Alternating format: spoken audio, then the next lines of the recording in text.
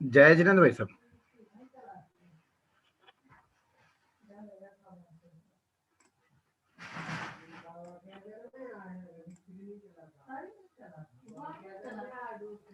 हाँ, जय जिनेंद्र भाई साहब। हाँ, प्रारंभ करते हैं। जी। जीता सुभट दुर्मोह सा, मदन को निर्मद किया। जग से विरत हो आत्मरत, परमात्म पद को पा लिया। तत्वोपदेश दिया प्रभो, आदेय शुद्धात्मा कहा। हे वीर जिन तव प्रसाद, सुनिज परम पद हम लहा। सभी को जय जिनेंद्र।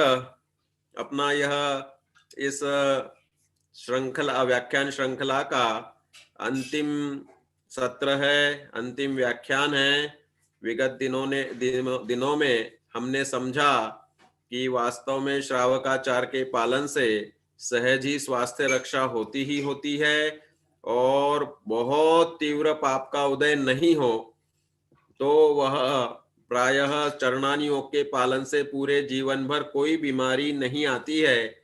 हमारे बुजुर्ग जो आज से 50 साल 70 साल पहले थे, वे उसके उदाहरण है, जो ग्रामीण परिवेश में रहे और चरणानी योग की अच्छी विधा पालते थे और स्वास्थ्य पूर्वक अपने दीर्घायु को जीते थे। दीर्घायु यह पुण्य प्रकृति है, और इसलिए वह दीर्घायु को पाना, उसमें सहज ही अपने आनंद से ज्ञाता दृष्टा रूप से रहना, वह सुखद अनुभूति होती है। कल हमने वैक्सीन के संबंध में भी जानकारी ली थी और अनेक प्रकार की जानकारियों से स्पष्ट किया था कि वास्तव में देखा जाए तो जितने भी हिंसक औषधियां हैं, हिंसक उद्यम हैं, ये हम किंचित भी अनुमोदन भी नहीं करना चाहते। मैं तो पेशेंट्स को खुद भी औषधि लिखने में प्रवाल, शंख, कपर्दिक, ये 2 इंद्रिय जीवों के जो पिंड हैं, हड्डियों के, उनके द्वारा डिराइव्ड औषधियां हैं, ऐसे लिखता ही नहीं। कोशिश करता हूं कि ऐसी औषधि कोई पूछता भी है तो उसको अल्टरनेटिव बता देता हूं। तो मित्रों, बहुत जरूरी है कि हम अपने खुद के इसमें दृढ़ता रखें। तो दृढ़ता रखते हैं तो अपने आप ही वह अपनी परिणति में निर्मलता रहती है और आनंद रहता है। अब देखो, थोड़े 2 कोटेशन और मेरे पास में है जो वैक्सीन के पेपर में आए थे, उनको यहाँ पर हम थोड़ा सा पढ़ के आगे की चर्चा, स्वस्थ वृत्त, इसकी चर्चा करेंगे। तो देखो, ये दैनिक भास्कर का जो इसमें मटेरियल है, वह उस संबंध में बताया है कि वैक्सीन में जिलेटिन का प्रयोग है, और फिर यूनाइटेड स्टेट्स ये वगैरह के इनके सबके दिए हैं कि किस प्रकार से इनमें कुछ ऑब्जेक्शंस अलग अलग धर्म वालों को आया है, क्योंकि जिलेटिन वह हिंसक है, और बहुत प्रकार से पोर्क जिलेटिन का जो इसमें प्रयोग हुआ है, वह वास्तव में लोगों को, मुस्लिम संगठन देशों वगैरह को आपत्ति आई है। यह साधारण सा एक समाचार बताने का अभिप्राय यही है कि ये तो वहां की वैक्सीन के बारे में था, और उसके माध्यम से वह अनेक प्रकार से जो इसमें हिंसक प्रक्रिया अपनाई जाती है उस संबंध में था। इसलिए बहुत सारे लोगों ने अब अपने भारत सरकार से भी अनुरोध किया कि हमें वैक्सीन के कंटेंट्स एक्सपोज करें कि किस में बनता है, क्या होता है। तो ये सब चीजें ऐसी आती रहती हैं, तो इस तरह से ये समझने की बात है। तो यह एक साधारण सा अपन ने इसमें शेयर किया है। इसके अलावा फिर एक और गुजराती पेपर की कटिंग भी यहाँ पर आ रही है। ये तो बहुत लंबा चौड़ा समाचार है, और उसमें सब ने ये क्या क्या बयान दिए, और वह हमने जो आपको बताया था कि फीटल बोवाइन सीरम, यह जो बहुत बड़ा हिंसक उद्यम है, इसकी वजह से यह बहुत ही विवादों में या हिंसक पद्धति में हो गई है। तो उस रूप यहाँ पर समझने की बात बताई है। और इसके सिवाय वो एक गुजराती पेपर का भी, लंबे चौड़े समाचार हैं, बहुत सारे आते हैं। गुजराती पेपर में आया था कि भाई यह कोरोनानी वैक्सीन बनाववा माटे 5 लाख शार्क ने खत्म कराशे। अर्थात 5 लाख शार्कों को वह मार करके उनके जो कुछ ऑर्गन्स इसमें नेसेसिटी होती, जिलेटिन वगैरह या जो भी उस रूप में इनको करते हैं, तो यह इस प्रकार की बातें समाचार पत्रों में भी आती है। हम जब भी कोई खबर पढ़ते हैं तो हमें एनालिसिस चालू रखना चाहिए। हमारी दृष्टि में अभय दान से बड़ा दान नहीं है। सभी जीवों को अपने अपने प्राण प्यारे होते हैं और उस प्राणों की रक्षा करने, चाहे द्विंद्रिय इल्ली क्यों ना हो, वो भी बचने की कोशिश करती है। और पंचेंद्रिय जीव तो संगी होते हैं, जितने भी ये अपन बता रहे हैं। अपन ने देखा कितने कितने जिलेटिन वगैरह के लिए वह बछड़े हैं या सुअर हैं या हड्डियां जो जो पंचेंद्रिय जीवों की लेते हैं, तो वह हिंसक उद्यम नहीं हो, इसलिए हम उस चीज से दूर रहें। मेरे लोटे में अगर कोई कचरा आता है तो वो मेरे लिए हानिकारक ही रहेगा। ऐसे ही मेरे खान पान में, मेरे औषधि सेवन में अगर ऐसी हिंसक पद्धति आती है तो वह उस जीव के मरण का अनुमोदन होने से या उसका दोष साक्षात लेने से, करने से, वह हमारे लिए पाप बंध का कारण बनता है। अब आज आपकी चर्चा कर रहे हैं स्वस्थ वृत्त। स्वस्थ वृत्त यह आयुर्वेद का एक बहुत अच्छा प्रकरण है और जिसमें बताया जाता है कि वास्तव में किस प्रकार से खाएं, किस प्रकार से रहें और किस प्रकार से अपना जीवन होना चाहिए। तो वह स्वस्थ वृत्त के लिए एक नियमित दिनचर्या की पद्धति बनती है और उस दिनचर्या के अनुसार अनेक प्रकार से सरल सरल क्रियाओं से हम स्वस्थ रह सकते हैं। देखो, आपको हम जैसे स्वास्थ्य के लिए कहें कि आपको कंटिन्यूअस कम से कम 10 मिनट दिन में 15 मिनट क्यों ना हो हंसना चाहिए। हंसने से क्या होता है साहब? स्वास्थ्य अच्छा हो जाएगा? बिल्कुल क्यों नहीं होगा साहब। स्वास्थ्य अच्छा होने में हंसने का बहुत बड़ा रोल है। प्रसन्न वदन रहना, खुशी जिसके चेहरे पे सदा झलकती है। हमारे जितने भी मुनिराज, जितने भी अपनी प्रतिमाएं हैं, वे सब एक स्मित लिए हुए थे। हास्य तो कषाय है, नो कषाय में हास्य, रति अरति शोक भय जुगुप्सा और 3 वेद हैं। तो वह कषाय पूर्वक का हास्य अलग है और एक सहज प्रसन्न मुद्रा होना, संतुष्ट मुद्रा होना, सेल्फ सेटिस्फाइड मुद्रा होना, वह एक अलग बात है। तो हंसने से हमारे लगभग मसल्स चेहरे के 60 पेशियां उसमें इन्वॉल्वमेंट लेती हैं। 60 पेशियों का व्यायाम एक साथ, हंसने की क्रिया, ठहाके लगाने से वह अंदर का जो आपका गले के थायराइड ग्लैंड से लेकर के वोकल कॉर्ड, स्वर यंत्र वगैरह है, उनकी एक्सरसाइज अच्छे से होती है। तो वह हंसना भी एक अपने आप में चिकित्सा बन जाती है, जो कि स्वास्थ्य में 10 से 15 मिनट डेली हास्य की जरूरत है। ताली बजाने से, ताली बजाइए, स्वस्थ रहिए साहब। ये ताली भी रिदमिक बजानी है और इसमें सभी ये माना जाता है कि सभी अपने अंगों के एक्यूप्रेशर पॉइंट इस हथेली में और पग तलियों में होते हैं। कदम ताल करें, जॉगिंग जंपिंग करते हैं हम, तो बिना चप्पल की जॉगिंग जंपिंग करने में वह अपने सहज ही पैरों के उस पे भी, पग तली पर सभी पॉइंट्स माने जाते हैं, तो वह उसमें कार्यकारी होता है। तो इस तरह से बहुत सारी चीजें अपने स्वस्थ वृत्त, मतलब ये नियमित में शामिल जिनको करना है, उस रूप में इसको समझना है। तो इसलिए यहाँ पर अब देखो, अपना एक दिनचर्या रूटीन कैसे बनना चाहिए। हमें बहुत सारे प्रश्न आए कि साहब आप एक बार वह दिनचर्या बता दीजिए, कितने बजे उठें, क्या खाएं, कैसे खाएं। कैसे खाएं का तो ये आपके सामने हम दे ही रहे हैं। उठने के लिए ब्राह्मे मुहूर्ते उत्तिष्ठेत, हमारे आयुर्वेद का सिद्धांत है, ब्राह्म मुहूर्त में उठो। सूर्योदय के पहले का जो एक प्रहर होता है वह ब्राह्म मुहूर्त कहलाता है। बहुत से लोग 1.5 घंटा पहले भी मानते और कोई 1.5 से लेके 3 घंटे तक का मानते हैं। तो हम तो ये कहते हैं कि एक प्रहर पहले उठो, ताकि सुबह सुबह का काल वह सबसे श्रेष्ठ काल माना जाता है। ऐसा है कि जैसे बचपना और जवानी और बुढ़ापा, उसी तरह से प्रातः काल, मध्याह्न और सायंकाल माना जाता है। और कफ, पित्त और वात, तो सुबह का काल कफ काल माना जाता है। तो कफ को हम श्रेष्ठ धातु उसमें दोषों में गिनते हैं। कफ को सात्विक प्रकृति का गिना जाता है। तो इस रूप में सात्विक काल होता है। सुबह उठो, उठते ही पर्टिकुलर ऐसा है कि एज के अनुसार बहुत सारे शरीर में चेंजेस होते हैं। बुजुर्गों की मुख्यता से बात की जाए तो थोड़ी सी एक्सरसाइज सुबह उठते ही बिस्तर में ही अपने मूवमेंट्स थोड़ी सी होनी चाहिए, जो काफी अच्छे से उसमें वह लाभकारी रहती है। फिर अपने पंच परमेष्टि का स्मरण, उठते ही बिस्तर पे सबसे पहले तो पंच परमेष्टि का स्मरण, कायोत्सर्ग होना चाहिए, मन की प्रसन्नता, दिन का प्रारंभ पंच परमेष्टि स्मरण से होना और सहज ज्ञाता दृष्टा रूप अपने ज्ञायक स्वभाव की महिमा पूर्वक चिंतन से होना चाहिए।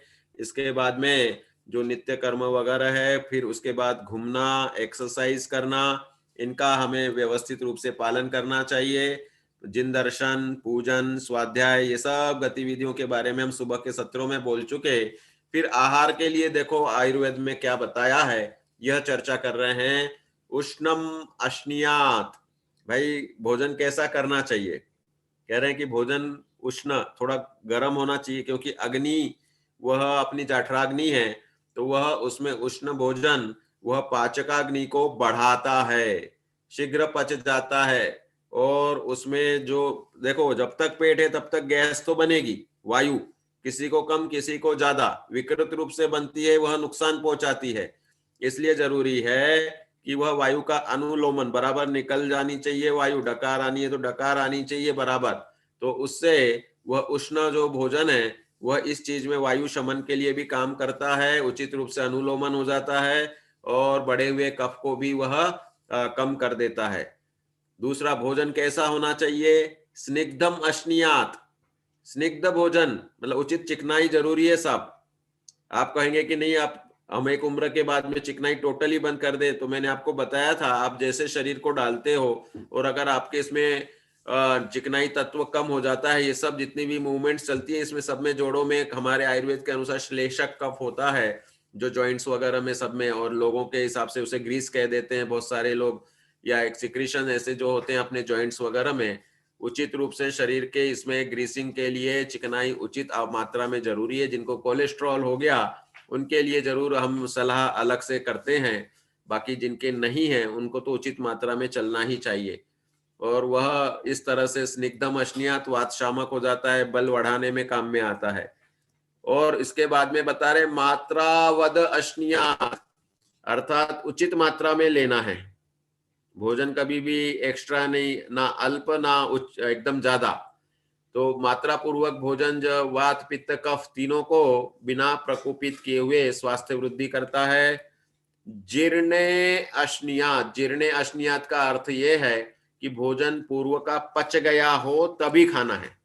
ये अपने बहुत सावधानी की जरूरत है। लोगों की भोजन पद्धति ऐसी है कि खाया फिर शुरू हो गया, थोड़े देर में ही किसी ने बोला ये भी खा लो वो भी खा लो। ये वास्तव में जब तक आपकी उम्र कम है तब तक तो कोई तकलीफ नहीं दिखती, लेकिन फिर हम जब बुढ़ापे में या वय हो जाने के बाद में मध्यम वर्ग इसमें एज में आते 50-60 के इसमें, तब लोगों को पूछते हैं तो बोले अब तो हम बराबर खा रहे, सब हल्का खा रहे, ये खा रहे। लेकिन जो पूर्व में हो गया उसके कारण आंतों की पेरिस्टाल्टिक मूवमेंट्स फास्ट हो गई, लीवर फंक्शन फैटी लीवर हो गया, फंक्शन उसका वीक हो गया, तो ये चक्कर पड़ जाते हैं। हम सोचते हैं कि हमने 2-4 दिन में किया उसी की तकलीफ आती होगी, कह रहे नहीं, आपका पूर्ण जीवन वह बचपन से लेकर एक एक दिन के एक्टिविटी से बनता है। जवानी का संयम बुढ़ापे को जवान बना देता है। इसलिए ये नहीं सोचना चाहिए कि अभी तो हम जवान है तो सब खान पान भी खींचतान करके कर लेंगे, खूब मस्ती विषय भोग करते रहेंगे और स्वच्छंद जीवन जिए। तो कह रहे नहीं, आगे पीछे उसकी तकलीफ आती ही आती है, धातु क्षय या धातुओं की रुक्षता वगैरह होने से तकलीफ होती है। तो ये जीर्ण मतलब इससे स्रोतस भी बराबर खुल जाते हैं, धातुओं को भी प्रकोपित नहीं करता। तो भोजन पचने पर ही दूसरा भोजन, तो एक भोजन पचने में हम 3 घंटे, किसी का 3.5 घंटे, किसी का 2.5 घंटे, अलग अलग मेटाबॉलिज्म वाला रेट होता है। आपने खाया, चयापचय क्रिया होती है, उसके बाद में वह पच जाता है, तो उस रूप सबके टाइमिंग अलग अलग। वीर्य विरुद्धम अश्नियात, मतलब इसको जिसका वीर्य विरुद्ध है, उष्ण के साथ ठंडा, ठंडे के साथ गर्म, ऐसे विरुद्धान्न के ऊपर अपनी अलग से स्लाइड भी इसमें आएगी। तो वह हमारे लिए जो वीर्य के विरुद्ध उष्ण वीर्य, जैसे अपन जैसे मसालों को सबको उष्ण वीर्य में गिनते हैं, और दूध वगैरह या फल वगैरह को ठंडे में गिनते हैं। तो ठंडे फलों में मसाले डाल के कोई खाए तो वह वीर्य विरुद्ध हो गया। तो इस तरह से समझना चाहिए। फिर इष्ट देशे इष्ट सर्वोपकरम चाशनियात, अपने स्थान एवं उपकरणों से युक्त भोजन करना चाहिए। इष्ट देश होना चाहिए खुशी, ये सिर्फ भोजन ही सफिशिएंट है सो बात नहीं है। भोजन के साथ प्रसन्नता होनी चाहिए, अच्छा स्थान होना चाहिए, सफाई वगैरह सब, मन की प्रसन्नता, मन में ग्लानि नहीं होनी चाहिए। देखो सरल सरल नुस्खे हैं। नति द्रुतम अश्नियात, अति द्रुत मतलब फास्ट, एकदम जल्दी जल्दी। भाई भोजन को कितने बार चबाना चाहिए? सब बोलेंगे 32।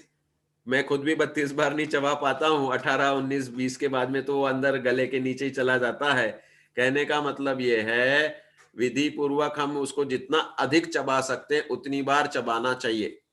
तो उससे क्या होता है कि आधा पाचन, ये लार उसमें बराबर मिलती है, तो वह बैलेंस बराबर चल करके पाचन होता है और एसिडिटी गैसेस नहीं बनेगी, पूरा पचेगा और आमाशय वगैरह में भी वह यथोचित रूप से रह जाएगा और आगे भी पचेगा। और जल्दी जल्दी करने में वह आमाशक वगैरह उस मेहनत करनी पड़ेगी। पेट को ऊपर आपने दांत से मेहनत नहीं की तो वह अंदर पेट को मेहनत करनी पड़ती। न अति विलंबितम अश्नियात, एकदम धीरे धीरे भी नहीं करना चाहिए कि भाई चगल चगल के खा रहे। बच्चों को जब खिलाते हैं तब मालूम पड़ता है बहुत बार कि भाई खिलाते खिलाते हुए बहुत बार चबाते, मुंह में ही रख लेते हैं, चबा ही नहीं रहे, धीरे धीरे चबा रहे। इस खेलने में उधर लग गए उधर लग गए, धीरे धीरे। उचित समय का जरूरी है। तो ये भी बराबर रखना चाहिए, क्योंकि ये जितने अपना मुंह घूमता है ना चबाने में, वो ब्रेन में संदेश देता है कि भाई हाँ अब पेट भर चुका है। अब हम धीरे धीरे चबा रहे तो कम अन्न में ही संदेश पहुंच जाता है कि पेट तो भर गया, तो एक्स्ट्रा होने जैसा हो जाएगा। साइकोलॉजी बहुत बड़ा रोल करती है। हम अपने आप को कैसा मानते हैं, दूसरे के प्रति क्या विश्वास रखते हैं, कैसी हमारी श्रद्धा है। वह श्रद्धा अगर नहीं है, अगर वह उस संबंधी भक्ति नहीं है, तो सब क्रियाएं शून्य हैं। भावना शून्य क्रियाएं कोई फल को प्राप्त नहीं होती। आप मंदिर में बैठो और मंदिर में लोगों के आने जाने, उनके रंग रूप और कपड़ों पे नजर रहे, इधर उधर के संकल्प विकल्प व्यापार बिजनेस के रहे, तो स्थान विशेष से कोई पुण्य नहीं बनता। वो वहां पर उसके पाप भाव ही चल रहे तो पाप ही बंधेगा। तो इसलिए भावनाएं अच्छी होनी चाहिए, श्रद्धा अच्छी होनी चाहिए। हम जो खा रहे हैं यह अच्छा है, मर्यादित है, ऐसी हमें श्रद्धा रहती तो वो बहुत अच्छे से हेल्थ के लिए भी अच्छा रहता है। तो इस तरह से फिर देखो, ये आप कहोगे मौन से भोजन क्यों नहीं करना चाहिए? मौन से ही भोजन करना चाहिए। अजल्पन अहसन, भोजन करने में ना हंसना है और ना जल्पन मतलब बातें करना, बोलना। क्योंकि अपने ये जो इपिग्लॉटिस है वह आहार नलिका और जो अन्न नलिका है, अन्न नलिका और श्वास नलिका, उसका ढक्कन एक ही है। बोलेंगे तो वह श्वास के उच्चारण, हमारे बहुत से कंठज शब्द, दांतव्य, तालव्य ऐसे शब्द होते हैं। तो इसलिए खाते खाते कभी बोलना नहीं चाहिए। तो इसलिए ना हंसना चाहिए, क्योंकि हंसने में भी अपना वो ऑक्सीजन का इनटेक आउटटेक रेशो बदलता है। तो भोजन करते वक्त ना हंसो ना बोलो, मौन पूर्वक एकाग्रता से करना चाहिए। चिंतन जरूर कर सकते हैं, ज्ञाता दृष्टापना हर जगह चलता है। मुनिराज एक ग्रास लेते हैं शोध करके और फिर जो चबाते हैं तो सहज ज्ञातृत्व रूप में रहते, वो रसना में आसक्त नहीं होते। आत्मना समीक्षीय, देखो क्या बोल रहे हैं, अपनी आत्मा को भली भांति समझकर भोजन करना चाहिए। ये सब आयुर्वेद के नुस्खे हैं। अपना आयुर्वेद यह बहुत कुछ अंश में अध्यात्म को भी लेके चलता है। हमने तो आपको उग्रदित्ताचार्य का कल्याण कार्यक्रम बताया ही साक्षात। बाकी भी आयुर्वेद में इस आत्म प्रसन्न, आत्म इंद्रिय मना की प्रसन्नता ली है। तो इसलिए आत्मा की समीक्षा, अपने सहज ज्ञातृत्वपना तो हर जगह चलना ही चाहिए। ये 10 पॉइंट दिए भोजन के, और फिर बाद में अनेक सूत्र ये जो आयुर्वेद के यहाँ पर हमने नोट्स साक्षात मंगाए कि भाई आपको आयुर्वेद के उससे बताएं। तो ये विरुद्ध आहार किसे कहते हैं? तो ये विरुद्ध आहार के लिए जो देह, धातु और प्राणों के लिए विपरीत रूप से हो जाता है, विरोधम आपद्यन्ते परस्पर गुणा, ये ऐसे आहार को विरुद्ध आहार कहते हैं। ये इसके कुछ सूत्र हैं, उसकी अभी हम यहाँ पर नहीं लेंगे। लेकिन ये विरुद्ध आहार कैसे कैसे भेद हो जाते हैं ये साधारण आप समझें कि देश विरुद्ध हो जाता है साहब। हम इधर जयपुर में है, रेगिस्तान में है, सूखे, वैसे अब रेगिस्तान नहीं रहा, जयपुर भी अच्छे उसमें हो चुका है। इसकी विरुद्ध आहार की अपनी अलग से स्लाइड भी आगे आएंगी, लेकिन अभी इसमें साधारण एक आगमोक्त भाषा में भी समझ लेते हैं, अच्छा लगेगा आपको। कि देश में जैसे अनुपदेश में स्निग्ध शीत औषध का प्रयोग कर दें, जैसे बॉम्बे वगैरह में नमी रहती है और वहां पर हम उस टाइप की नमी बढ़ाने वाली औषधि दे दें तो उचित नहीं चलेगा। यहाँ रुक्षता रहती है, हमारे इधर ड्राइनेस होती है, स्किन वगैरह सब सूख जाती है। अभी जैसे 2-3 दिन से बर्फीली हवा चल रही है, यहाँ बर्फ नहीं गिरी, गिरी तो कश्मीर हिमाचल में, और हवा ठंडक यहाँ तक आती है। तो कहने का तात्पर्य, इधर अगर हम रूखे पे रूखा ही खाते रहें तो और रुक्षता बढ़ जाएगी। तो देश विरुद्ध नहीं हो, औषधि के लिए, आहार के लिए, दोनों के लिए। काल विरुद्ध, शीतकाल में हम शीत ही शीत खाएं तो भी उचित नहीं। गर्मी में गरम गरम खाना या मतलब गर्मी जिनकी तासीर है, ऐसे उष्ण प्रकृति के मसाले वगैरह ज्यादा लेवे, सो उचित नहीं।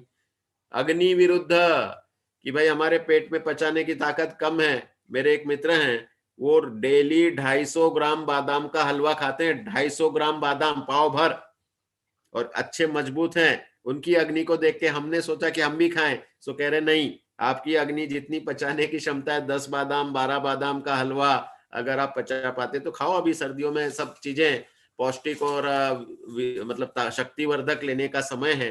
जो कुछ खाने पीने के शौक है हमारे आयुर्वेद के अनुसार, हमारा धूप में भी बैठना अच्छे से अगर होता है तो अग्नि भी अच्छी दीपन है। जिसकी तासीर अच्छी है उसको सर्दियों में 4 महीने में अपने बॉडी में शक्ति संचय करना चाहिए, रोग प्रतिकार क्षमता का बढ़ाना चाहिए। हमारी जितनी भी ये ताकत की औषधि है जो मैंने महाशक्ति वर्धक और रोग प्रतिकार क्षमता वर्धक वगैरह, ये सब सर्दियों में लोग लेते हैं, और ये 4 महीने लेने से साल भर स्वस्थ अधिकांश लोग रहते हैं। तो ये सब समझने की बातें। मात्रा विरुद्ध नहीं हो कि भाई किसने कितनी इसमें रहना चाहिए, तो इस तरह से ये तो आयुर्वेद की नोट है, तो इसमें मधुघृत का उदाहरण वगैरह दिया। साथ में विरुद्ध नहीं होना चाहिए कि भाई जो हमें सूट नहीं है वो चीजें हम जबरदस्ती क्यों खाएं, तो ये भी हमें ध्यान रखना चाहिए। साथ में विरुद्ध नहीं हो। दोष विरुद्ध, वात पित्त कफ का रेशो बिगाड़ने वाला नहीं हो। संस्कार विरुद्ध, कह रहे हैं कि ये तो इसमें उदाहरण उन्होंने आयुर्वेद के हिसाब से दिया कि गर्म मात्रा का ठंडी मात्रा के साथ में वगैरह नहीं रहना चाहिए। तो इस तरह से ऐसे ही क्रम विरुद्ध कि भाई जो हमारे नित्य कर्म वगैरह हैं इसके बिना, भाई कोई वैसे बिना इधर पेट साफ हुआ नहीं और फिर भी खाता रहे तो भी वह उचित नहीं है। परिहार विरुद्ध नहीं हो कि भाई कौन सी प्रकृति के बाद कौन सी नहीं खाना। इस तरह से ये बहुत सारी चीजें इसमें दी हैं। हमारे पास दूसरी स्लाइड में यह प्रैक्टिकल वाली बातें भी आपको बता रहे हैं कि साक्षात क्या है अपने पक्ष से। भाई आयुर्वेद में तो जब पढ़ते हैं तो हमें तो मांस और रक्त वगैरह के भी सबके प्रकरण पढ़ने होते हैं, उनकी नोट्स में ये सब आ जाते हैं। और अपन जब जैनत्व के हिसाब से पढ़ते हैं तो वास्तव में हमें इनका कोई किंचित भी प्रयोजन नहीं रहता। तो इसलिए ये हमेशा समझने की बात है, व्हाट इज इनकम्पैटिबल फूड और क्या विरुद्ध आहार है। तो इसको हम यहाँ पर समझ रहे हैं कि कुछ खाद्य पदार्थ तो स्वयं हानिकारक ही होते हैं। भाई जहर कब खाना चाहिए जहर तो कभी नहीं खाना चाहिए।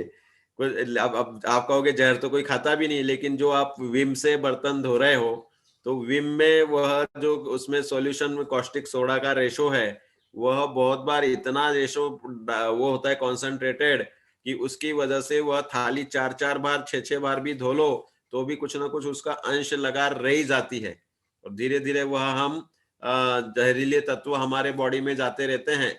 सेल्फॉस डालते हैं गेहूं को बहुत से प्रिजर्व करने के लिए कि घुन नहीं हो जाए। अब वो सेल्फॉस उसका साक्षात महीनों तक वह उसमें अंदर रहती है तो गेहूं में एक विशिष्ट प्रकार की केमिकलाइजेशन या गर्मी चढ़ जाती है तो वह भी नुकसान करती है। और आजकल तो इतना मिलावटी का है जो बाजार के खाने वाले वगैरह हैं, तो वे तो मिर्ची में काय की मिलावट हो रही है, कभी धनिये में पाउडर में जो रेडीमेड लेते हैं उनमें क्या मिलावट हो रही कुछ पता ही नहीं चलता। घोड़े की लीद वगैरह तक मिला मिला के देते किसी किसी मसाले में। तो कहने का तात्पर्य कि इम्प्योरिटी बहुत आ जाती है जो खाने योग्य नहीं होती है, और हमारा शरीर तो ऐसा हम जैसा बनाते जा रहे। अब जहर खा खा के जैसे विष कन्या को विशिष्ट मात्रा में विष देते हैं तो वह जहरीली बनती जाती है और उसको नुकसान नहीं होता, लेकिन जो उस विष कन्या के संपर्क में आएगा तो वह उसको असर हो जाएगा। ऐसे ही हम इतना अशुद्ध खाना खाने लग गए हैं कि लगता है कभी शोध का भोजन कर लेंगे तो वह पचेगा भी या नहीं पचेगा। इसलिए हमेशा जीवन भर शोध का और मर्यादा का ही भोजन हमें करना चाहिए, ये ध्यान में रखने की बात है। और बहुत से खाद्य पदार्थ वगैरह जो विरुद्ध आहार है उनकी बात यहाँ पर हम कर रहे हैं, और विरुद्ध आहार के प्रकार भी थोड़ा सा बता रहे। जो देश के जो नमी वाली बात अपनी हो चुकी कि जहां नमी हो, ठंडक ज्यादा हो, वहां पे स्निग्ध और शीत आहार नहीं लेना है। अब मौसम के अनुसार देखो कि जाड़ों में हम ठंडी और रूखी चीजें लगे, जब रुक्षता है, सूखी हवा चलती है ना, ड्राइनेस, तो वह उचित लेना नहीं होता है। तो रूखी और सूखी चीजें इसमें नहीं चलेगी। ऐसी अग्नि का बताया था कि मंद अग्नि वाले को, जिसका है पचाने की ताकत, रोटी भी नहीं पचती जिसको ढंग से, या मूंग की दाल और लौकी गिल की ही सब्जी चलती है, उसको हम बोले लो साहब बादाम का हलवा खा लो, और वो दबा के खा जाए, तो समझ लो कि पचने वाला नहीं है। तो ये ऐसी वात पित्त कफ जैसी प्रकृति है, तो ऐसे उन प्रकृति के साथ उसको बढ़ाने वाले भी नहीं खाने चाहिए, उसको शमन करने वाले खाए जाते हैं। तो साधारण लक्षण अपन ने प्रकृति परीक्षण में समझे थे। ऐसे ही फिर संस्कार या पाक की दृष्टि से ये भी बर्तनों का देखो विवेक होना चाहिए कि आप खट्टे पदार्थों को तांबे या उसमें कॉपर में नहीं रखो, कॉपर में या पीतल के बर्तन में। आपको पीतल वगैरह में सामान रखने में खट्टाई का ध्यान रखना पड़ेगा, नहीं तो उसमें वह अंश रिएक्शन कर जाएंगे, जहरीले बन जाते हैं। ऐसे ही जो वीर्य विरुद्ध अपनी बात हुई थी, तो इसमें उदाहरण अच्छे दिए कि शीत वीर्य है, संतरा, मौसमी, अनानास तो खैर सब प्रतिष्ठित प्रत्येक में आता है, इनको ही कोई दही या लस्सी के साथ सेवन करें। तो कह रहे हैं कि ये एक दूसरे के विपरीत हो जाता है, तो इस रूप में मिला करके नहीं खाना चाहिए। शीत वीर्य और उष्ण वीर्य का, जैसे मैंने उदाहरण दिया था, कोई समझ लो कि दूध के साथ में गरम गरम उसमें कोई मसालेदार चीजें साथ में खाए, तो वह विरुद्धान्न हो जाएगा। पाचन के आधार पर कि भाई बहुत से लोगों का पाचन तंत्र खराब होता है और वे सख्त मल का उनको त्याग होता है, मतलब कब्ज वगैरह होती है, और ऐसे में वह भोजन वगैरह करेंगे तो वह वास्तव में देखा जाए तो वह उनको पचने में भारी पड़ता है। ऐसे ही अनेक प्रकार की जैसे तासीर बन जाती, बहुत से मोटे व्यक्ति हैं, फैटी हैं, बहुत चर्बी वाले हैं, और वो चिकनाई चिकनाई वाला ही खाएं तो चर्बी और बढ़ती जाएगी। तो उनको वो ध्यान रखना है। और कमजोर व्यक्ति रूखा और वो खाता रहे, रूखा ही रूखा पदार्थ खाता रहे, चिकनाई नहीं खावे, तो उसमें वह दुबलापन रह जाएगा और तकलीफ बढ़ेगी। तो यह खाने पीने में ये ध्यान रखना चाहिए हमें किस तरह का अपना बराबर बन रहा है, तो ये विशेष रूप से समझना चाहिए। तो ये जैसे इसमें ये भी दिया, घी के बाद ठंडे जल वगैरह का पदार्थ नहीं का सेवन करना चाहिए। घी के बाद अगर पीना है तो गुनगुना ही पानी पीना है भाई, आखिर जाके वो भी गले में जाम वगैरह करेगा। और ठंडे और गर्म के इसमें मतलब आप कहोगे कि घी ठंडे वीर्य का है और पानी गर्म वीर्य का, लेकिन इधर इनका कॉम्बिनेशन सही होता है। तो इस तरह से ये ऐसी व्यायाम वगैरह करने में एकदम से तुरंत बाद पसीना आ रहा है और पसीने में ही पानी पी रहा है, तो कह रहे हैं कि वह उसने शरीर को गर्म कर रखा है और ऊपर से ठंडा ठंडा पानी पी रहा है, तो उचित नहीं है। थोड़ी देर रुक के पीना चाहिए। इसका मतलब ये नहीं कि गर्म पानी पी लो। तो ये सब विवेक खाने पीने में होना चाहिए। इससे क्या रहेगा, ये सब साधारण रूप में एक दो बार समझने से हमारे ध्यान में आ जाता है। बहुत से लोगों को केले के ऊपर पानी पीते ही जुकाम हो जाती है। फलों के ऊपर पानी पीना हम रिकमेंड नहीं करते, हम बोलते हैं कि 10-15 मिनट रुको उसके बाद ही करो। ऐसी संयोग की दृष्टि से देखो तो संयोग वाले में यह जैसे विरुद्ध आहार जो होते हैं कि खट्टे पदार्थों को दूध के साथ में, मतलब हम जो बोलते हैं फ्रूट कस्टर्ड लोग बनाते हैं, वो उचित नहीं है। फ्रूट में जो दूध मिला करके जो मिल्क वगैरह का बनाएंगे तो उचित नहीं है। तरबूज तो साक्षात सप्रतिष्ठित होने से उसका हम सेवन ही नहीं करते। बाकी दूध के साथ में लवण युक्त फल या खट्टे फल, इनका एकदम से सेवन रिकमेंडेड नहीं है।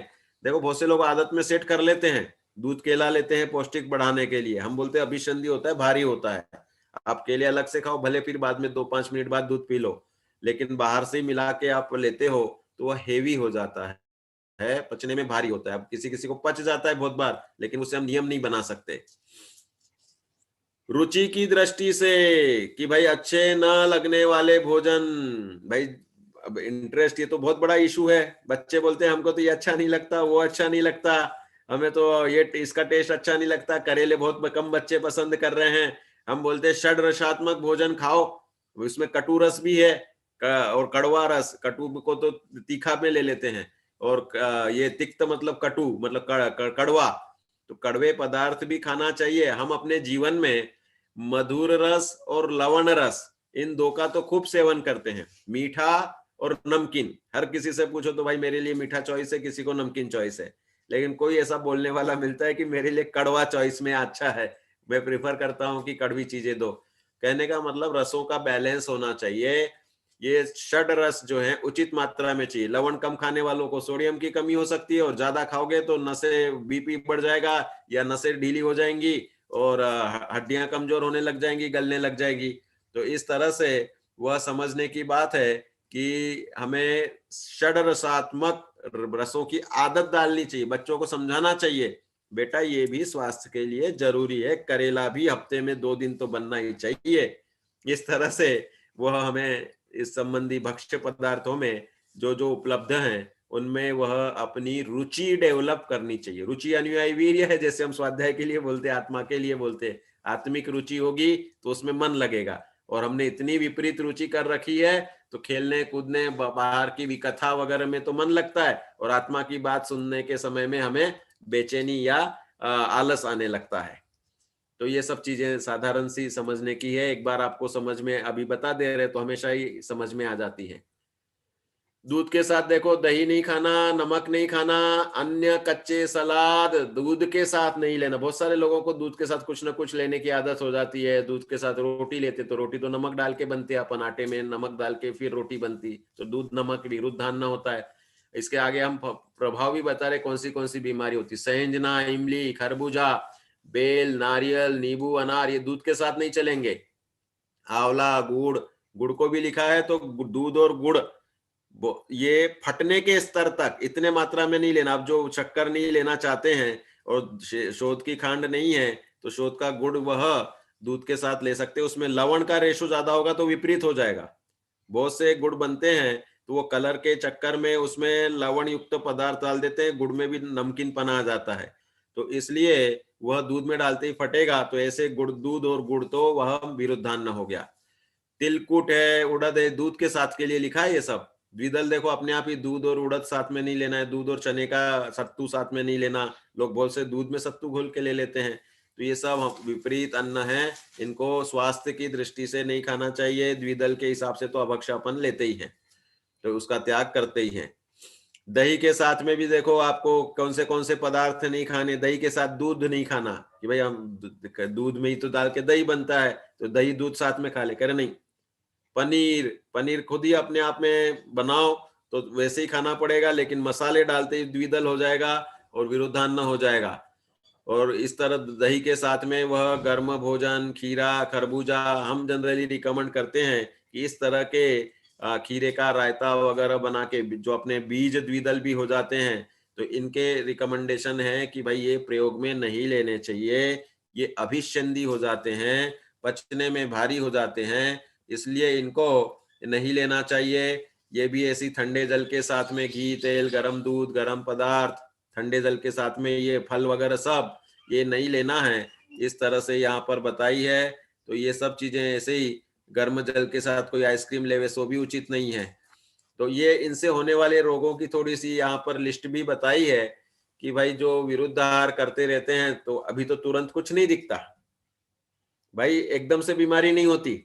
ये एक विशेषता, अपना शरीर सबको पचाने की कोशिश करता है। आपको जहर भी खिलाया जाता है तो जहर, फूड पॉइजनिंग वगैरह हो जाती है ना, तो लोग क्या करते हैं कि भाई उसको उल्टी करा करा के पूरा जहर वाला सब्सटेंस निकालना होता है, और शरीर भी वैसे ही शुरू हो जाता है। जैसे ही कोई जहर खाता है तो अपने आप में उसको वह उल्टी शरीर से ही स्वतः ही होने लगती है, तो वो समझने लगता है अरे उल्टी दस्त होने लग गए, मतलब मैंने कोई ऐसा सब्सटेंस खा लिया जो बिल्कुल ही जहरीला या फूड पॉइजनिंग जैसा था। तो ये सब फूड पॉइजनिंग जैसे बनने लगते हैं जो अपन ने विरुद्धाहार समझे।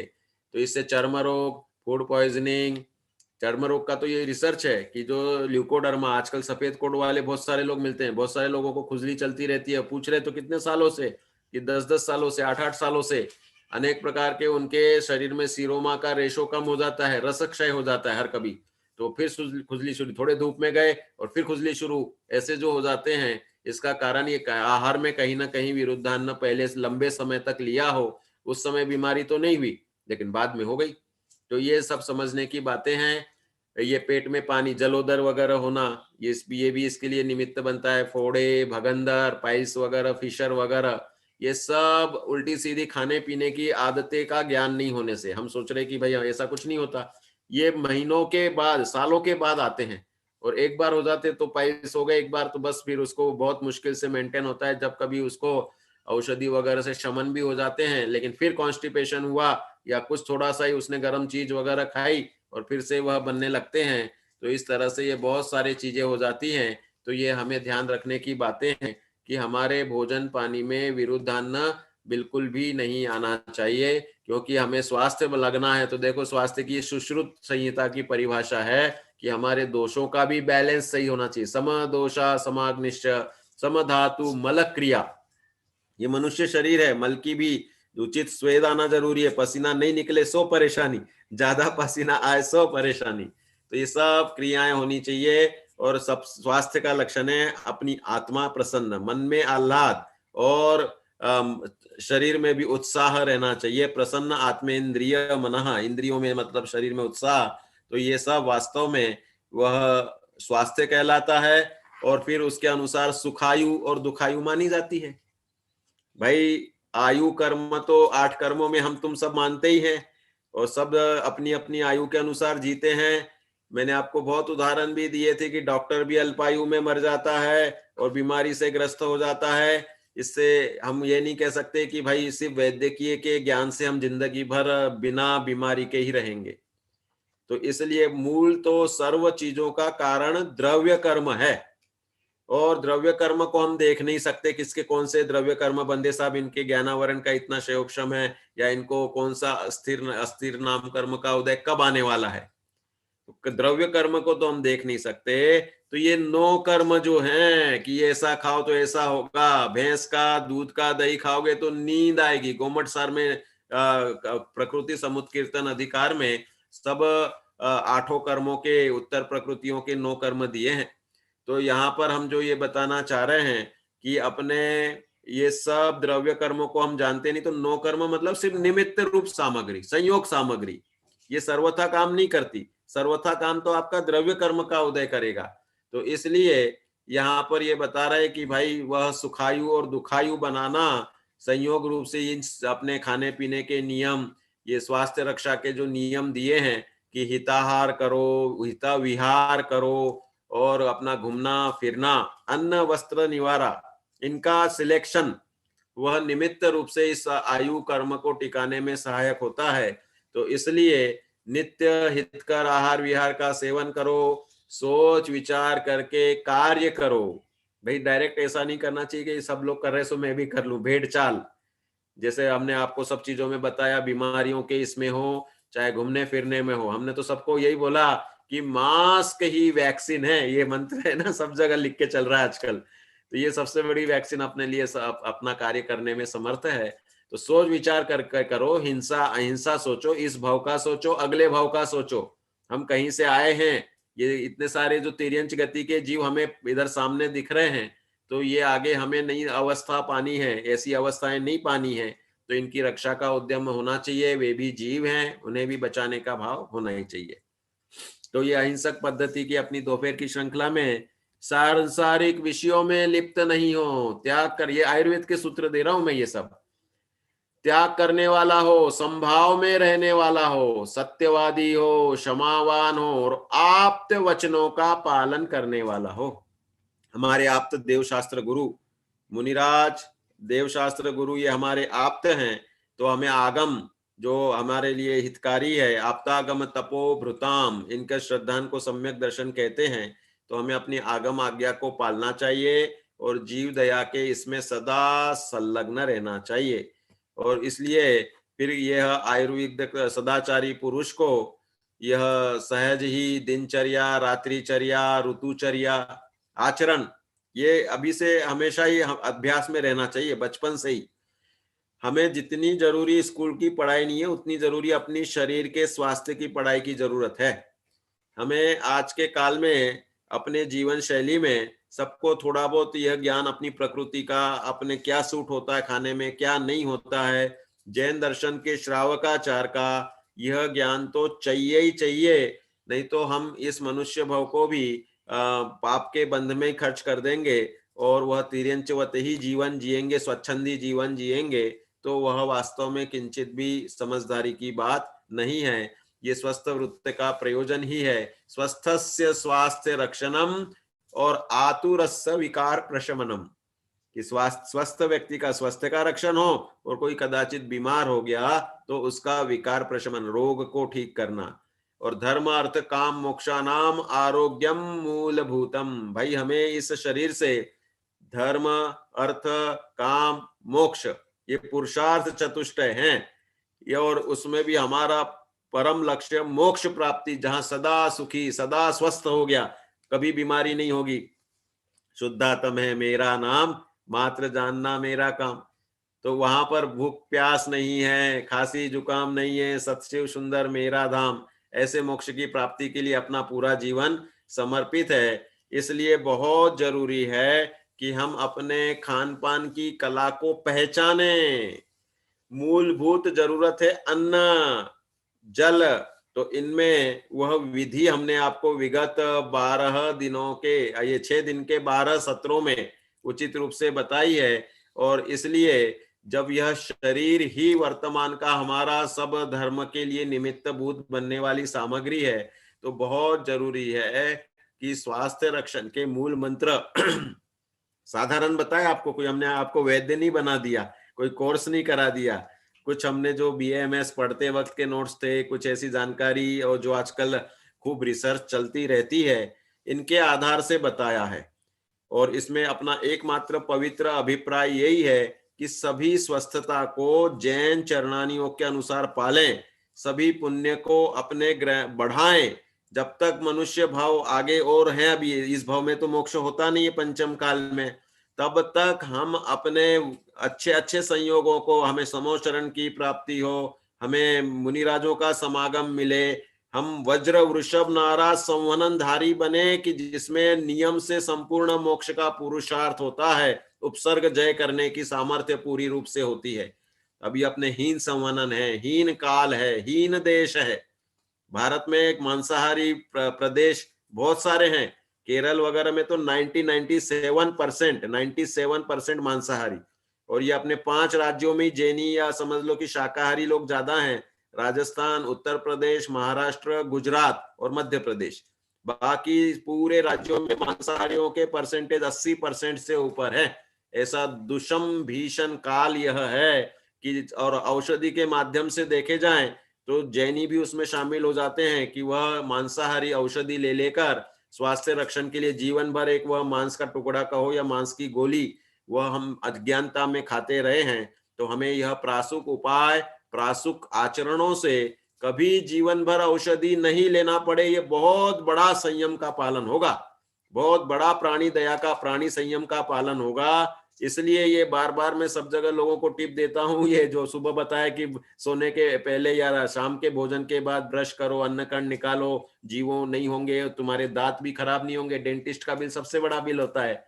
तो इसलिए ये सब छोटे छोटे उपाय आपको हमने विगत 6 दिनों में बताए हैं बुद्धिपूर्वक। ये अब अपने को 4:15 हो गए, 10-15 मिनट अपन चर्चा कर सकते हैं प्रशंका समाधान में। यहाँ पे मेरे पास कुछ प्रश्न भी आए हैं और आपको भी किसी को हैंड रेस करके पूछना हो तो बताना।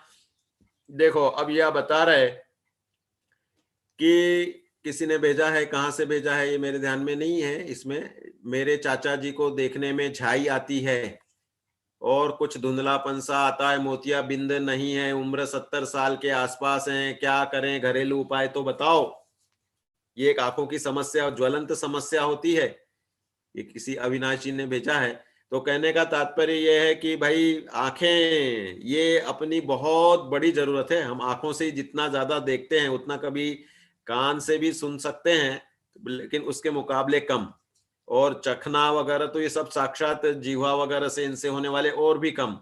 तो आंखें तो स्वस्थ रहना बहुत जरूरी है। और ये मोबाइल, इंटरनेट और ये सब, इनसे जो ब्लू रेडिएशन होता है, इससे हमारी आंखों पे बहुत नेगेटिव होता है।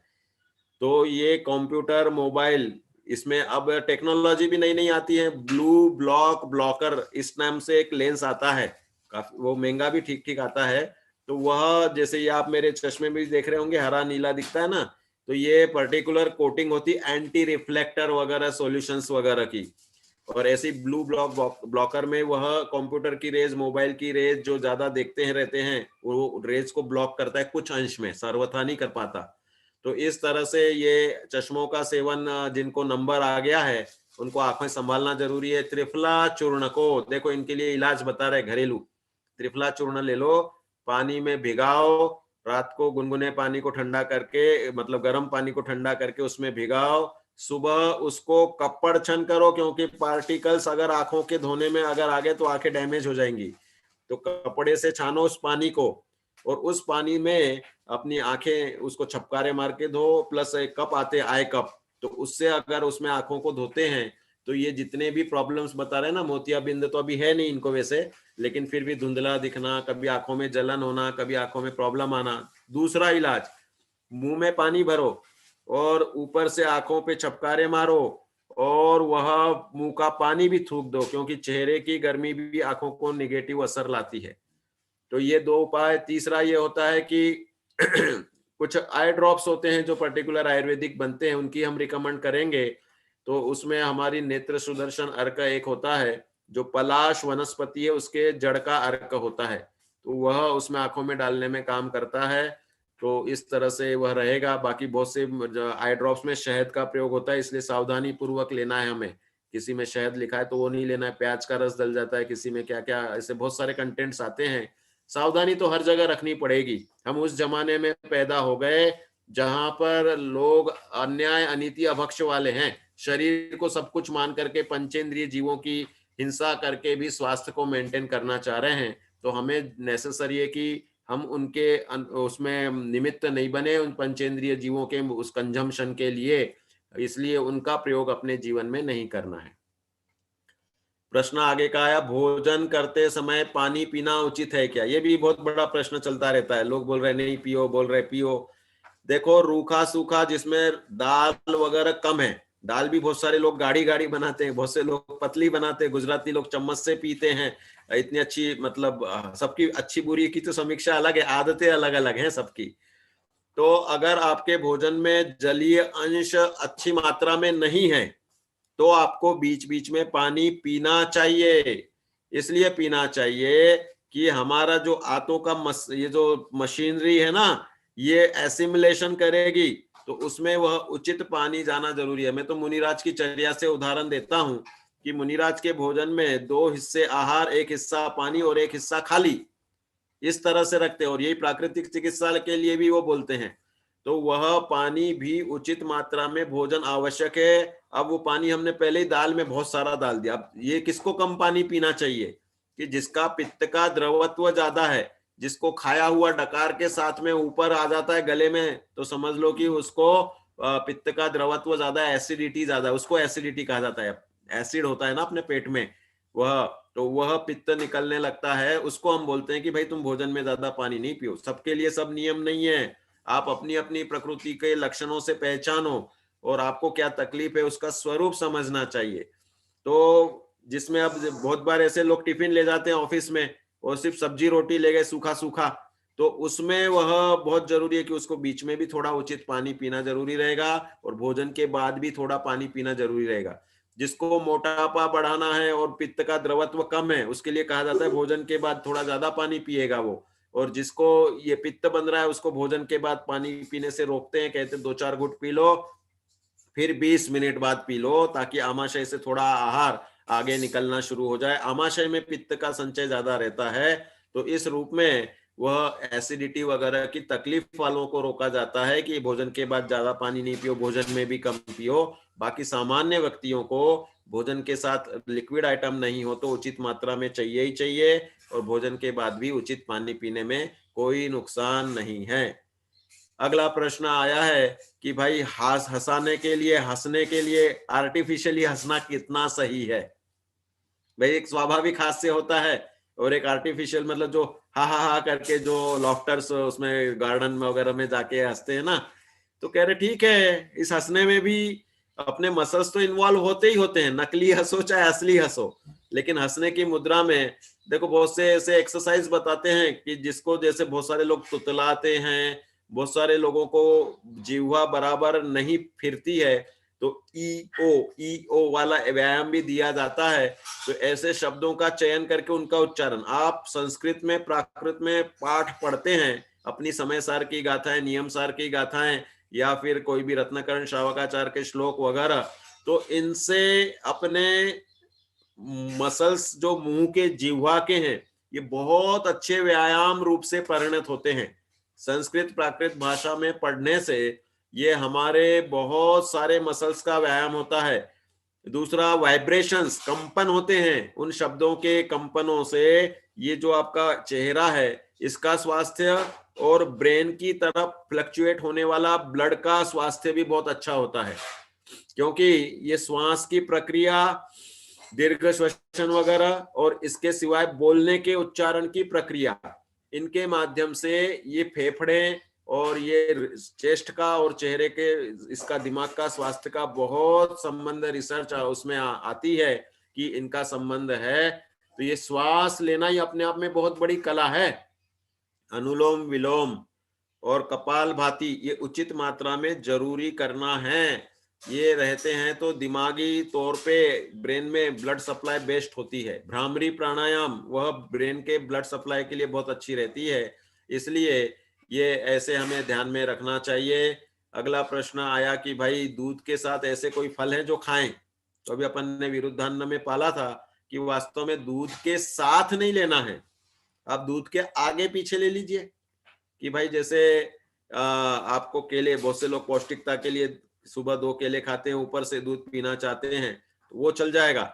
लेकिन केले का ही वो मिल्क शेक बना दे, दूध में ही फेंट के और गीला बना दें, तो वो अभिसंधि हो जाता है। किसी को सूट हो जाता होगा, लेकिन एक सामान्य विवेचन हम करते हैं, तो उसके लिए हम वह रूप से बताते हैं। तो फिर पूछा है कि भाई आम रस ले या नहीं ले दूध में। तो देखो, आम रस लिक्विड रूप से हो जाता है, तो उसमें वह दूध के साथ में ले सकते हैं, कोई बाधा नहीं है, सूटेबल होता है। खट्टे आम होंगे तो नहीं लेना चाहिए, दूध भी खट्टा हो जाएगा और विरुद्धान्न हो जाएगा। मीठे आम, रसीले आम, पके आम बराबर हो तो वो ले सकते हैं। या फिर जैसे हमने बताया, सिंपल आप आम रस बनाओ, उसमें दूध डालो ही मत ना, आप प्लेन आम रस भी स्वाद में अच्छा रहेगा और वह पौष्टिक रहेगा। विटामिन ए के लिए जैनियों को हमने यही सलाह दी कि जितना ज्यादा आमरस पी सकते हो पिए, तो वह विटामिन ए का रिच सोर्स है। हमें गाजर नहीं खाना है, और पपीता भी सप्रतिष्ठित प्रत्येक है, तो जो नहीं खाते तो अच्छी बात है। और इसके सिवाय पत्ती भाजियां सब सप्रतिष्ठित में आ जाती है। तो आमरस एक निर्दोष है, जिससे हम बहुत हेवी मात्रा में वह विटामिन ए मिलता है। इसलिए आम रस का सेवन करने की सलाह अब आम आने ही वाले हैं, 1-2 महीने में आने लग जाएंगे, तो उस रूप से सतर्क रह करके हम लेवें तो वह काम करेगा। हाँ, किसी ने हैंड रेज भी किया था अभी। हाँ, कुसुम जैन, बोलिए जी, आप अनम्यूट करिए कुसुम जैन और बोलिए।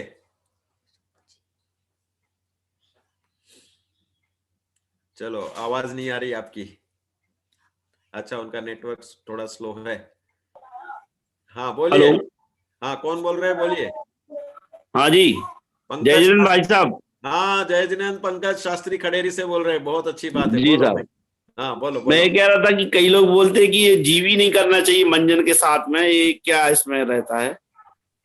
देखो, इसमें अपेक्षा रहेगी भाई, जीभ ही कब करने की जरूरत पड़ती है, अपने जीभ पे स्वाद रंध्र होते हैं। ये स्वाद रंध्र जो बहुत बार जिनके मुंह से बदबू आने लगती है, तो बदबू आना अपने आप में फंगल इन्फेक्शन की या कोई ना कोई अपने मुंह में अपचन की निशानी हो जाती है। अपचन के कारण मुंह से बदबू आती है, या फंगल इन्फेक्शन का लेयर जम जाता है तो बदबू आती है। उस चीज में तो वह कुल्ले से भी साफ नहीं होती। हम कुल्ला करते हैं तो बहुत प्रकार की हमारी चिकित्सा हो जाती है। भोजन के बाद में कुल्ला करने से दंत, अपने आगे के दांतों में तो वह फ्लो चलता ही है पानी का, पूरे मुंह की जो समझ लो अन्नकर्ण रह गए हो वो निकल जाते हैं। लेकिन बहुत बार ऐसा होता है कि किसी को कफ की बीमारी हो, कफ बन रहा हो उसके शरीर में, या कब्ज भी हो, या बहुत बार एसिडिटी गैस होते हैं, या फंगल इन्फेक्शन होते हैं, उन लोगों के जीभ पर वह पर्टिकुलर टाइप के इन्फेक्शन रहते हैं, तो उनको वह जीभी से निकालना कंपलसरी हो जाता है। तो जिनके मुंह से बदबू आ रही हो या कोई ऐसा प्रसंग बन गया हो कि लग रहा कि जीभ भारी हो रही है, उस पे कोटिंग सफेद सफेद पीलापन या सफेदपन दिखता है जीभ में, तो उससे वह जीभी से निकालना उनको ठीक है। और बाकी सामान्य नॉर्मल व्यक्ति के लिए हम इस प्रकार का रिकमेंडेशन नहीं करते हैं। तो इस तरह से यह वह समझना चाहिए। एक प्रश्न आया कि किसी की जीभ अगर काली या भूरी हो रही हो तो किस बात का लक्षण है? ये धब्बे होना जीभ पे, ये आयरन डिफिशियंसी या पर्टिकुलर टाइप का कोई फंगल इन्फेक्शन या लीवर फंक्शन की खराबी का वो हो सकता है, वीकनेस का सूचन। जीभ पे धब्बे आना, किसी को बार बार जीभ पे छाले होना या कटी कटी फटी फटी सी रहना, तो वो रुक्षता की निशानी है। तो उसके इसमें शरीर में खुश्की ज्यादा है। तो ऐसे लोगों को हम सलाह देते हैं कि अगर रुक्षता है तो 5-7 दिन शाम के समय दूध में 1 चम्मच घी डाल के पी लें तो बॉडी के अंदर की खुश्की खत्म होगी। जिसके काले धब्बे हो रहे हैं उसको हीमोग्लोबिन चेक कराना चाहिए, और अगर वह कम है तो उसे काले अनार का धब्बे, रस, मुनक्के जीभ का रेशो काली ज्यादा लेना चाहिए। हीमोग्लोबिन कम होता ये है। रोज करना चाहिए, नहीं करना चाहिए, मतलब रोज जीवी नहीं करना चाहिए, आवश्यकता के हिसाब से करना चाहिए। हाँ, आपका जो प्रश्न था बराबर कि भाई जीभी रोज करने की जरूरत नहीं है। अगर किसी के मुंह से बदबू आ रही है और सफेद सफेद लेयर जम रहा है तो ही उसे जीभी करने की जरूरत है। जी धन्यवाद। ठीक। हाँ, कुसुम जी अहमदाबाद से बोल रही है क्या आप? जी, बोलिए। जय जिनेंद्र। जय जिनेंद्र। ये कोरोना वायरस की इसकी वो वैक्सीन के लिए क्या लेनी चाहिए या नहीं? अपना कल का पूरा सत्र इसी का था, अच्छा, व्यक्तिगत कल था? निर्णय।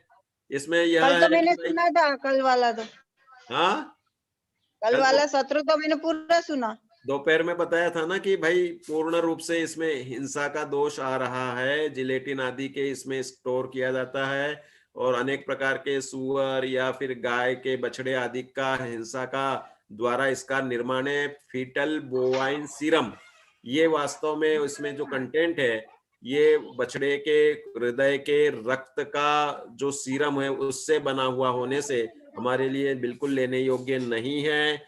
और अपनी रोग प्रतिकार क्षमता हम अपने प्रासुक उपायों से, जो अभी तक आपने 9 महीने से संभाला है सबको, अपने आप को, जिनको हो गया उनमें तो अपने आप एंटीबॉडीज रेसिस्टेंस डेवलप हो ही गया। और एक हर्ड इम्यूनिटी होती है कि अगर बहुत सी पॉपुलेशन में वह, बहुत से लोगों को एक दिन ही जुकाम खांसी और ठीक हो गए, तो हम मानते हैं कि उनमें वह हर्ड इम्यूनिटी आ गई होगी, या बिना कोई लक्षण के भी स्वस्थ हो जाते हैं। तो वह कंपलसरी नहीं है। और अपने जैसे प्रासुक इलाजों से, अपन खान पान आदि से स्वस्थ रह रहे हैं, तो वह कोई भी वैक्सीन, बाकी की भी वैक्सीन लेने की कोई आवश्यकता नहीं है, क्योंकि वह सब उसमें वह जिलेटिन वगैरह का प्रयोग का निश्चितीकरण हमने किया है, साइटों से देख देख के बताया है। तो इस हिसाब से समझना चाहिए, अपना निर्णय स्वयं लेवे, इस विषय पे ज्यादा बोलने की आवश्यकता नहीं है, क्योंकि गवर्नमेंट प्रोटोकॉल है वो उसके खिलाफ हो जाएगा। तो ये ध्यान रखना है। हाँ, अगला प्रश्न मेरे पास आया, गेहूं के साथ ब्लैक चना रागी डालकर रोटी बना सकते हैं क्या? बना लो बना लो सब लोग बना सकते हैं, कोई बाधा नहीं है। जो मिस्सी रोटी बनती है बहुत सारे जगह पर, गेहूं में चने का आटा, गेहूं में बाजरे का आटा, ऐसे मिक्स करके बहुत से आटे से बनाते। चने का डालोगे तो उसको दूध से नहीं खाना, दही से नहीं खाना, और द्विदल का दोष का ध्यान रखना। हल्का रहता है बहुत भोजन, हल्का हल्का भी रहता हो है। जाता है, और चना अगर आटे में मिलाएंगे तो भारी भी हो जाता है। बहुत बार चना तो भारी होता है। तो इस रूप में वो कोई बाधा नहीं है, ये इस तरह से कर सकते हैं, कोई बाधा नहीं है, ले सकते हैं, पौष्टिक हो जाता है। हाँ, एक अंतिम प्रश्न ले लेते हैं। संजय कुमार जी कहाँ से जुड़ रहे हैं, बोलिए भाई। जय जिनेंद्र जी। हाँ, जय जिनेंद्र, बोलिए। हाँ, एक्चुअल में क्या है, मेरे को ना अब रात को ना बार बार यूरिन जाने की प्रॉब्लम हो गई है।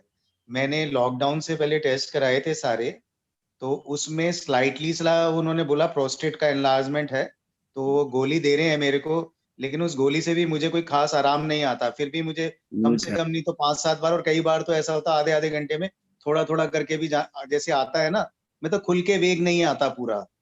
बराबर बराबर, आपका प्रश्न समझ में आ गया। प्रोस्टेटोमेगैली, प्रोस्टेट बढ़ चुका है। कितनी साइज आई आपकी, उसमें सोनोग्राफी में साइज बताई?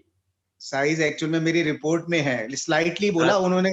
मिसेज ने पूछा कि ऑपरेशन कराने की वो है क्या, नहीं कह रहे ऑपरेशन कराने की जरूरत नहीं है। लेकिन अच्छा, एक और मेरे इसी प्रश्न के साथ एक और बात है, मेरे को थोड़ा बीपी भी रहता है, तो मेरे को डॉक्टर ने ना नींद की गोली भी दी थी। तो अभी मैंने ना कि भाई थोड़ा सा आपका माइंड ज्यादा ना चले, तो इसलिए आप रात को कम से कम सोचेंगे नहीं तो सो जाएंगे। अभी 2-4 दिन से मैंने एक दिन ऑल्टरनेट करके ली, तो रात में नींद की गोली लेने के बाद फिर मुझे बाथरूम 2 बार से ज्यादा नहीं आया। इस और तरह वैसे से अगर ठीक है। नहीं लेता हूँ तो हाँ फिर ये हाँ ठीक है, मैं आपको प्रश्न का उत्तर दे रहा हूँ। देखो, इसमें मुख्य बात यह है कि प्रोस्टेट की डेवलपमेंट हो रही है। प्रोस्टेट की डेवलपमेंट में एक तो गोमुखासन आप आसन सीख लें, वह बहुत अच्छा काम करेगा। दूसरा, बादी चीजें जिससे गैस, एसिडिटी और कब्ज होती है, वो अपने प्रयोग में नहीं लें, प्रयत्न पूर्वक उससे बचें, तो आपको बार बार यूरिनेशन नहीं होगा। तीसरा, वॉकिंग प्रोस्टेट के लिए बहुत अच्छा बताया। चौथा, एक पत्ता भाजी है, हालांकि वो मीठी नीम के पत्ते ये प्रोस्टेट के ऊपर प्रभावशाली रूप से काम करते हैं, तो इसको आप प्रयोग में लेवें। और बाकी तो जो अपनी अपभ्रंश त्याग की पद्धति में जो प्रोस्टेट के लिए डुटाल्फा या जो भी टैबलेट्स वगैरह देते हैं, तो हम इसका रिकमेंडेशन नहीं करते। आयुर्वेद में फिर अगर आपको औषधि लेनी है, तो हमने जो एक पर्टिकुलर गोली महाशक्ति वर्धक, रोग प्रतिकार क्षमता वर्धक देते हैं, वह शिलाजीत युक्त औषधि होती है, तो वह आप मुझसे संपर्क करके मंगा सकते हैं। वह बहुत अच्छे रूप से प्रोस्टेट पे काम करती है। इस तरह से इसको आप समझना। अभी अपना समय हो गया है, तो अभी अपने एक बाकी के एक जरा इसमें सी छोटा एक सेकंड, जो आपने अभी बोलो। मीठा नीम बताया, जो वो ले सकते हैं क्या? क्या मीठा? जो मीठा नीम जिसको बोलते हाँ, हैं ले वो? सकते हैं, ले सकते हैं। अपनी भूमिका में जब आप अंग्रेजी दवाई उसको ले रहे, जिलेटिन पंचेंद्रीय जीव के मांसाहारी की, तो उससे अच्छा तो पत्ती भाजी में सिर्फ अनंतकाय का ही दोष रहेगा। तो मीठा नीम उस रूप में लेना, पंचेंद्रिय के सामने एकेंद्रिय की हिंसा का दोष अल्प है, इस रूप में औषधि रूप में आपको लेने की सलाह दे रहा हूँ। उससे कोई कानून नहीं बना ले कि पत्ती भाजी हम ले सकते हैं और उसे नहीं, नहीं। रेगुलर लेने लग जाएं। तो तो डेली इस उसके रूप में 5-7 पत्ते जबा लें क्या? 5-7 से कुछ नहीं होगा, 25, 30, 40 पत्ते लेने होंगे। और वह आप दाल में डालिए, सब्जी में डालिए, चटनी बना के लीजिए, अलग से चबा लो, अनेक प्रकार से लेने होंगे।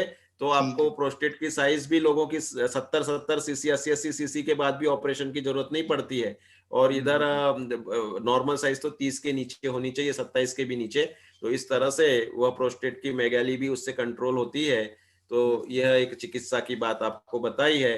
तो मित्रों देखो, अपने 12 दिन के प्रसंग में हमने बहुत अपने बुद्धि से, प्रामाणिकता से, विवेक पूर्वक आपको चरणान योग की भी आगम पूर्वक, और जो आयुर्वेद की या स्वास्थ्य संबंधी वो मैंने अपने स्वयं के व्यक्तिगत अनुभव से बताई है। इसमें जरूर मुझसे कोई त्रुटि रही होगी, कोई ना कोई कमी रह गई होगी, तो मैं आप सबसे इसके लिए क्षमा प्रार्थी हूँ। आगम के विपरीत अगर कुछ मेरा वाक्य निकला हो तो पंच परमेष्टियों से निरंतर क्षमा याचना करता ही हूँ।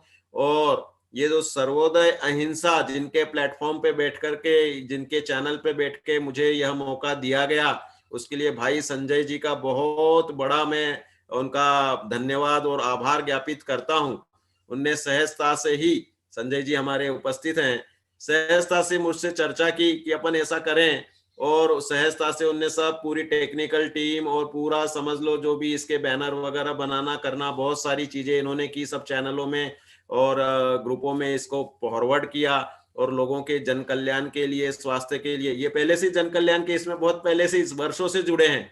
ये चाहे पतंग का मांझा आदि से होने वाली, कबूतर आदि पक्षियों की हिंसा के लिए रोकने के लिए, चाहे दीपावली के पटाखे के पोस्टर आदि के माध्यम से होने वाली हिंसा और प्राणियों को नुकसान और वातावरण की प्रदूषणता, इसके लिए ये पहले से ही पिछले कई वर्षों से इसमें लगे हुए हैं। और हम सहपाठी हैं, ये मेरी ही क्लास में, साथ में हम लोग एक ही क्लास में बैठ के, पास में बैठ के पढ़ते थे, तो हम दोनों की भावना एक सी ही है। मित्र मित्रस्य सहज, ये एक संयोग बन गया।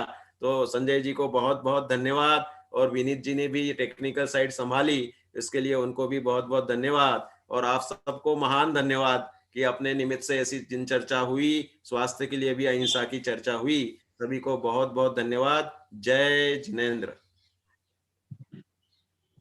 हाँ, 2 मिनट में भी कुछ बोलना जय चाहूंगा। जिनेंद्र। हाँ, विनीत जी आवाज आ रही है? जी जय आ रही जिनेंद्र है? साहब, आपकी आवाज आ रही है। जो भाई साहब ने बताया कि सहज रूप से चर्चा हुई, तो भाई साहब से हमने बस थोड़ा सा ऐसा अनुरोध किया कि भाई साहब इस विषय पे, मतलब पहले भी भाई साहब के व्याख्यान हो चुके हैं, तो सहज चर्चा हुई तो भाई साहब ने सहज स्वीकृति दी, और दोनों समय बराबर अपने को बहुत अच्छे से लाभान्वित किया है। और इसके लिए हम भाई साहब के बहुत बहुत समझ लो आभारी हैं। और जो आपको जानकारी के लिए बता दूं कि 30 वर्षों से भाई साहब ये आयुर्वेद का मतलब जो है काम कर रहे हैं, और इससे जो लोगों को बहुत बढ़िया सलाह देते हैं। पहले तो वो एक कोशिश यही रहती है कि भाई लोगों को बिना दवाई के, बिना उसके ही ठीक हो जाए, है ना? अब वो नहीं होता हो तो बिल्कुल अहिंसक पद्धति से जो औषधियाँ हैं वो प्रदान करते हैं, और वो हमेशा सभी सभी प्रकार की सलाह देने के लिए भी तत्पर रहते हैं। इसके अलावा भाई साहब के जीवन में, स्वयं भाई साहब के जीवन में चरणानुयोग विराजमान है। माने खुद उसका पूरा अक्षरशः पालन करते हैं, और फिर अपने जीवन से और अपनी वाणी के द्वारा भी चरणानुयोग की समझ लो लोगों को जीवन में उतारने की। ऐसा नहीं कि चरणानुयोग अकेला हो, चरणानुयोग के साथ-साथ करणानुयोग, द्रव्यानुयोग, ये सब कुछ भाई साहब के जीवन में समाहित हैं, और उसी के माध्यम से हम सबको लाभ निरंतर मिलता रहता है। भाई साहब का जो यूट्यूब चैनल है, तो जैसे अभी तो 6 दिन जो चर्चा हुई, 12-17 में जो चर्चा हुई उतनी हुई है। इसके अलावा भी निरंतर छोटे-छोटे वीडियो के माध्यम से समय-समय पे और भी जो परिस्थितिजन्य बीमारियाँ, तकलीफें होती हैं, उनके लिए भी उनके वीडियो वहाँ पर उपलब्ध रहते हैं, और निरंतर सलाह भाई साहब देते रहते हैं। उनका नंबर हमने आपके पास व्हाट्सएप पे दिया ही है, और जो पुस्तक भाई साहब ने लिखी है, वो सभी को एक-एक बार कम से कम ज़रूर पढ़ना चाहिए, जिससे कि पहले तो बीमार ही नहीं पड़े, जो भाई साहब ने शुरू में कहा था कि पहले तो ऐसा करें कि हम ऐसा आचरण रखें कि बीमार ही नहीं पड़ें, और बीमार पड़ जाएँ तो अभक्ष्य औषधियों का सेवन नहीं करना पड़े। सबसे पहले घरेलू उपचार ही बता दिए कि घर से ही अपने उपचार हो जाते हैं, फिर इसके बाद ज़रूरत पड़े तो औषधियों की आवश्यकता है। ऐसा पूरा क्रम से भाई साहब ने बताया है। तो मेरा सबसे निवेदन, ये सभी श्रोताओं से निवेदन ये भी है कि हम सब ने तो लाभ इसका लिया ही है। अब हमारा कर्तव्य ये बनता है कि जो हमसे जुड़े हुए लोग हैं, उन लोगों तक ये संदेश अवश्य पहुँचाएँ। उनको भी ये व्याख्यान श्रृंखला सुनने के लिए प्रेरित करें, जिससे कि उनका जीवन भी समझ लो अभक्षों से छूट करके और निरामय जीवन उनका बने, और धर्म आराधना में सभी लग सकें। और भाई साहब ने हमारे लिए जो इतना अच्छा अवसर प्रदान किया, इतना लाभान्वित किया, उसके लिए हम भाई साहब का सर्वोदय अंश ट्रस्ट की ओर से पुनः आभार व्यक्त करते हैं। विनीत जी शास्त्री जो हमारे साथ हमेशा से ही समझ लो लॉकडाउन के टाइम से शुरू से ये तकनीकी कार्य पूरा विनीत जी शास्त्री हटा वाले हैं। विनीत जी अगर आप कैमरा ऑन कर सकते तो करें एक बार। तो उनके लिए भी मैं बहुत-बहुत धन्यवाद देना चाहता हूँ। ये हमारे सर्वोदय अंश टीम के अभिन्न अंग हैं। उनके माध्यम से तकनीकी कार्य पूरा विनीत जी शास्त्री ने सँभाला है। उनको भी बहुत-बहुत धन्यवाद, और सभी श्रोताओं का भी धन्यवाद कि उन्होंने दोनों समय इतनी बात को सुना, और निश्चित रूप से इस बात को वो दूसरों को भी सुनने की प्रेरणा देंगे। जीवन को समझ लो कि अभक्ष्य से रहित बनाने की प्रेरणा देंगे। सभी को सादर धन्यवाद। जय जिनेंद्र।